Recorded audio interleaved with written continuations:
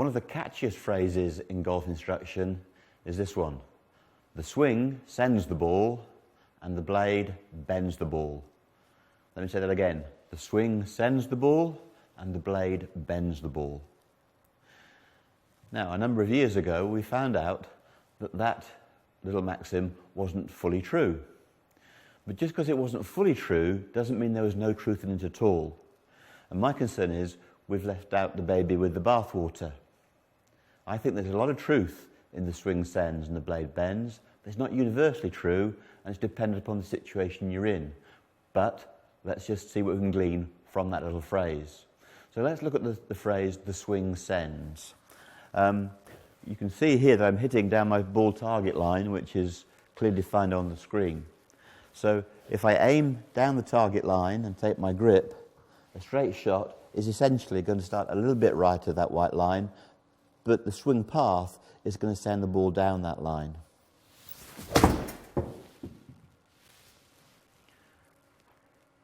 I know you're thinking that's take 50, but trust me, that was the first take. So I actually got that 159 yards of 6-iron and only a yard or so right. So on that occasion, the good neutral swing sent the ball down the target line. Now, I've put a smash bag on the ball target line as though that were a tree trunk. Okay? So I want to go right of the tree trunk.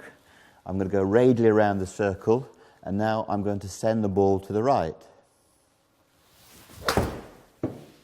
As you see, the ball departs. Of course, I could do that off a conventional setup.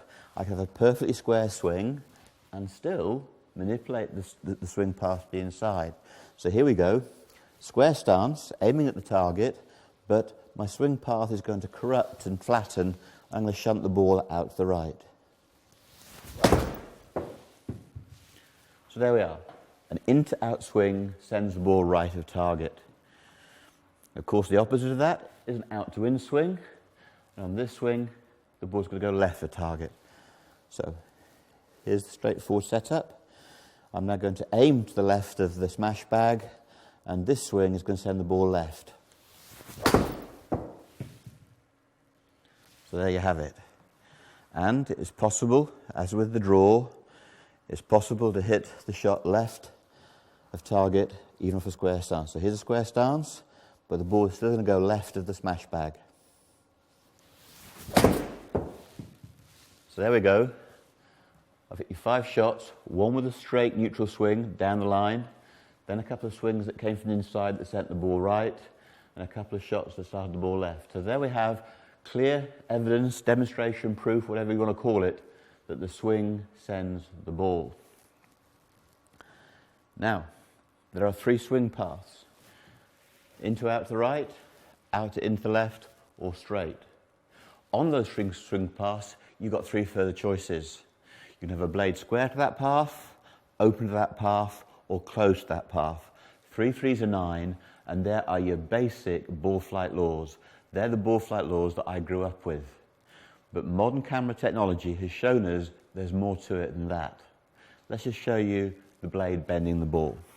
So, I'm going to send the ball left of the smash bag and cut it back. So, I go around the circle to send it left. I'm going to use my talent and my flair to cut the ball back. When I go around the circle, the blade goes with me. I mustn't turn the blade back to the target line. I'll hit it straight and cut it.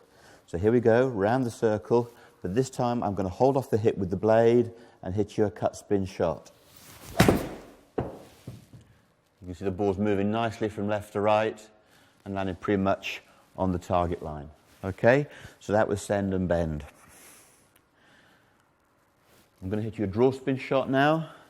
I'm going to line myself around to the right of the smash bag.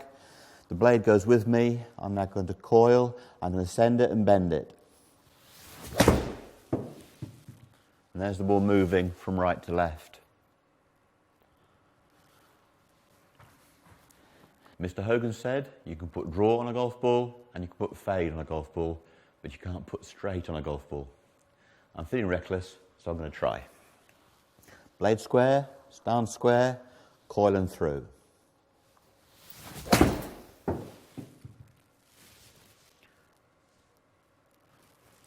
I'm fairly happy with that. I've got to confess, That was take 3. So there you have it. 3 swing paths and 3 blade relationships. 3 threes are 9. Those are the 9 ball flight laws that I grew up with. Modern technology has shown, however, that the face can overpower the path. In the old days, if I saw a ball start a bit left of target with a bit of draw spin, I would assume that there's an out to in path and the blade fairly square to that path. It is possible, we know that now, to say come from an inside path and the blade closed, guess what? The ball starts left of target with a bit of draw. 2 entirely different swing paths, and the face was actually controlling what the ball did. So while there is truth in the swing sends and the blade bends, it's not wholly true.